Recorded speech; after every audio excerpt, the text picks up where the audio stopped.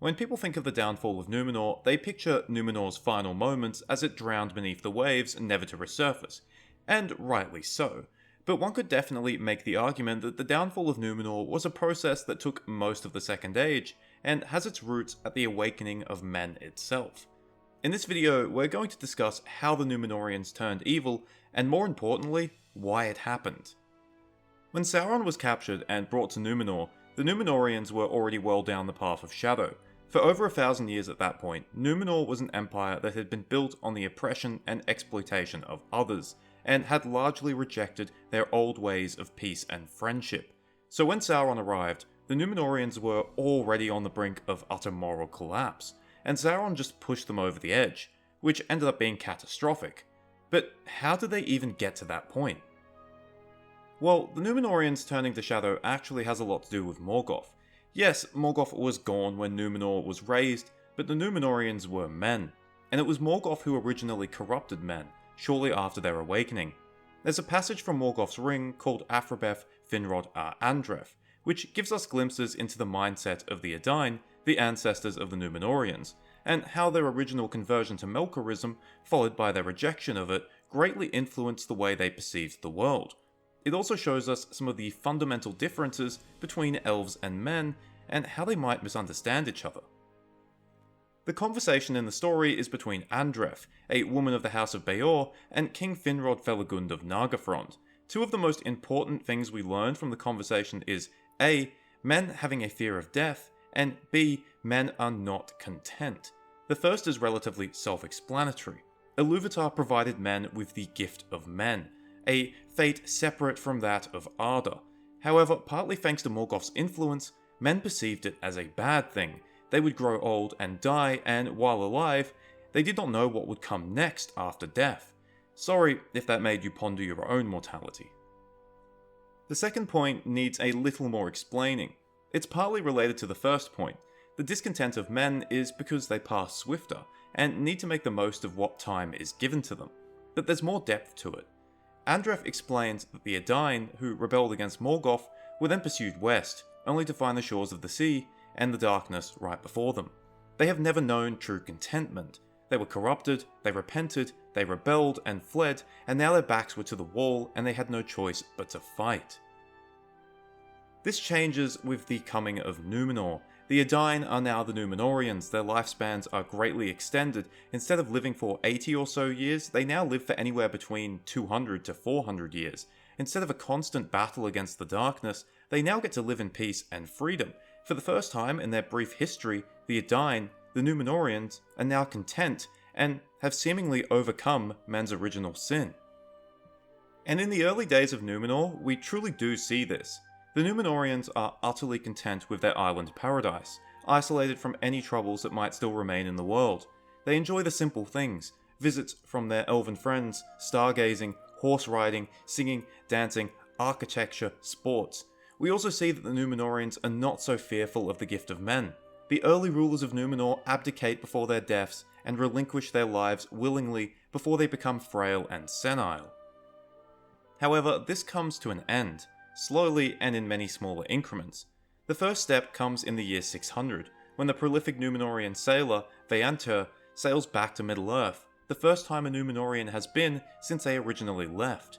Now this event goes well. Veantur meets with the elves of Lindon and even establishes contact with the men of Eriador, a meeting that goes quite well. But Veantur's journey back to Middle-earth represents a new development. Númenóreans, well, at least some of them at that time, are no longer entirely content with Numenor. The second step comes with Aldarion, Veantur's grandson and the eventual sixth king of Numenor. Aldarion founds the Guild of Venturers, who begin to explore and map the vast and unknown coastlines of Middle-earth. To explore, the guild needs ships, but to build ships, the guild needs wood, and Numenor does not have a vast abundance of forests. So the guild begins to establish bases on the shores of Middle-earth. After Tar Aldarion's time, nearing the middle of the Second Age, we come to the third step. Those temporary bases on the shores of Middle-earth begin to become permanent ports, and the Númenóreans no longer just arrive as temporary visitors, they stay as permanent settlers, building houses and forts along the coast. The Númenóreans do have some issues with some of the natives of Middle-earth, but they treat many others quite well, bringing them gifts and teaching them new things. At this point in time, the Númenóreans have a rather good reputation. Now all of this is rather benign, right? However, this process highlights something. Rising Númenórean ambition. The bar for what keeps them content rises with every new generation. The Númenóreans were at first fine with their new island, but as their island seemingly became small to them, they felt the need to explore new lands. To better explore these new lands, they required bases in these new lands, and if these lands are wild and untamed, why just build a temporary base? Why not build a house, live there, and call it your own? Like I said, this was all relatively benign at this point, so what was the trigger that caused all of this to start spiraling out of control? It was the War of the Elves and Sauron. When the Elves were initially defeated in Eregion, Gil-galad called for aid. The Númenóreans responded, but it took them several years to raise an army and build a fleet. Why? Because they had no need at that point. They were a sleeping giant. In the war, under the command of the future king Minastir, Númenor crushed Sauron, utterly annihilating his army and forcing him to flee back to Mordor, humiliated. But this seems to have had an effect at home in Númenor. Tar Minastir is described as a good king, a friend to the elves, but notably, he's also described as envious of them. This is the fear of death beginning to creep back into Númenorian society, and the catalyst for that is that the Númenóreans have had their first proper taste of power. And it's a common idea that once you have power, you find it difficult to relinquish. In the case of the Númenóreans, death meant relinquishing power. And this first taste of power was intoxicating to some Númenóreans, especially the newer generations coming through. Tar Minastir's son, Tar Kiryatan, a relatively young man at the time of the War of the Elves and Sauron, realized Númenor's potential for absolute power. During the reign of his father, he sailed far and wide to ease his restlessness, but eventually he became king, some saying he forced his father to abdicate. He then immediately set to building a great fleet, and used that fleet to oppress the men of Middle-earth. His son, Tar Atanamir, was much the same. He too oppressed the men of Middle-earth and began exacting heavy tribute from them.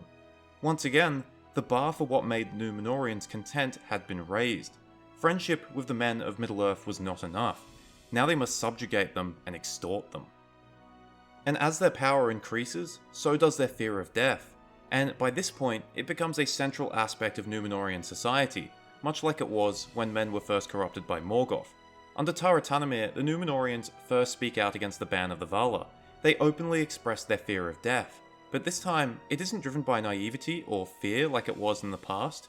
It's driven by the fact that the Númenóreans do not wish to die, and leave all the power they've accumulated behind.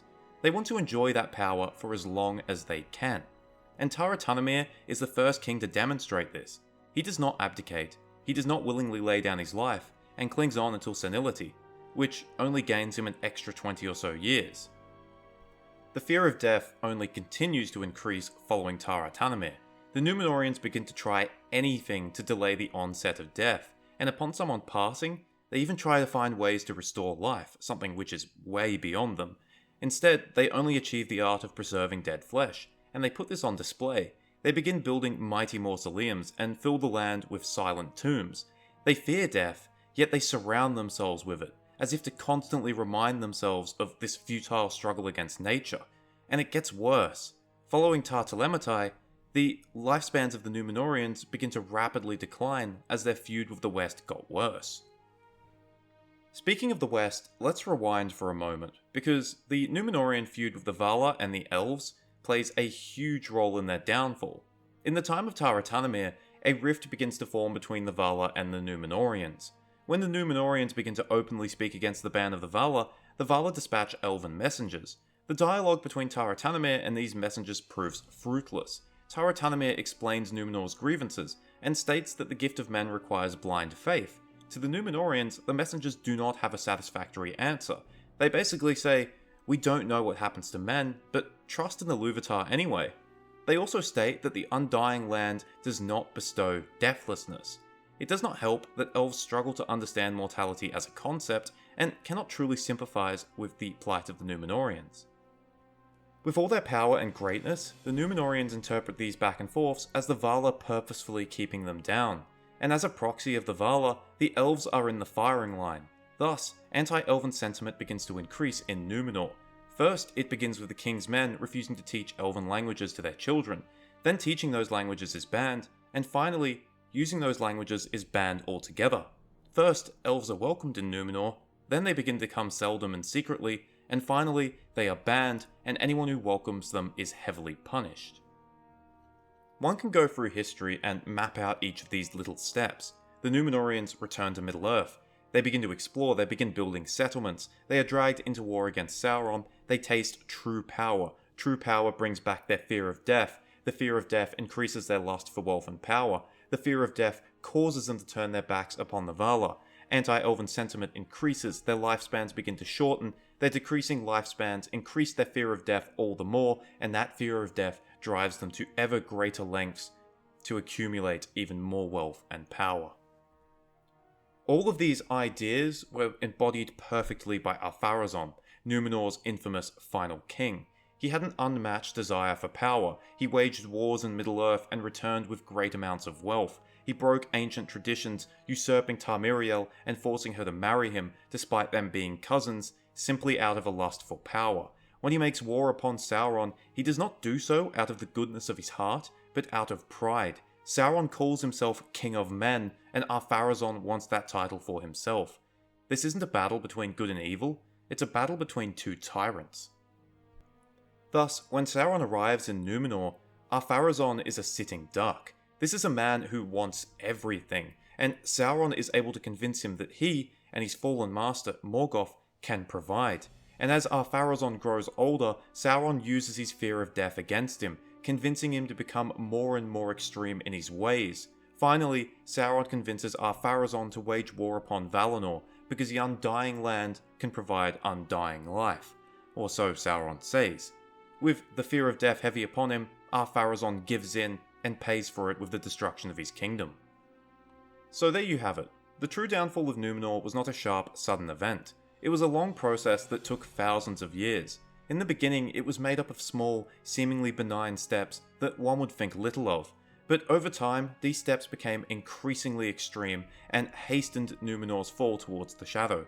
Ar-Pharazôn's folly was the endpoint of over 2,000 years of fateful decisions, and it was rooted in the darkness that occurred when Morgoth first corrupted men in the First Age. Before I end this video, I want to bring attention to a often overlooked part of Tolkien's Legendarium, the Druedain.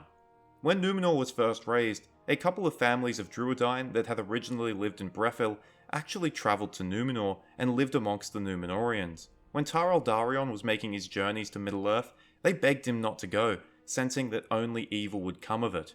This didn't happen, and from that point on, the Druedain gradually left Numenor. By the time of Elendil, there were none left. Well, turns out they were right.